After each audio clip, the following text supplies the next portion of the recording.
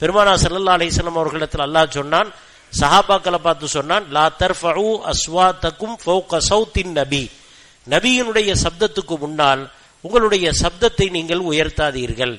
அறிஞர்கள் சொல்லித் தருகிறார்கள், எப்படி அல்லாஹு தஆலா நபிகள் நாயகம் ஸல்லல்லாஹு அலைஹி வஸல்லம் அவர்களை நாம் கண்ணியப்படுத்த வேண்டும் என்று இங்கே சொல்லி காட்டி இருக்கிறானோ, ஏனென்றால் அல்லாஹ் அவர்களுக்கு அவ்வளவு பெரிய அந்தஸ்தை கொடுத்திருக்கிறான். அதே போன்றுதான் நம்மை விட வயதில் மூத்தவர்கள் இருப்பார்கள், நம் தாய் தந்தையர்கள் இருப்பார்கள், நம்முடைய மூத்த சகோதரர்கள் இருப்பார்கள். அவர்களிடத்திலையும் நாம் மரியாதையாக நடந்து கொள்ள வேண்டும். நம்முடைய சப்தம் நம்முடைய தாய் தந்தையினுடைய சப்தத்தை உயர்ந்து விடக்கூடாது.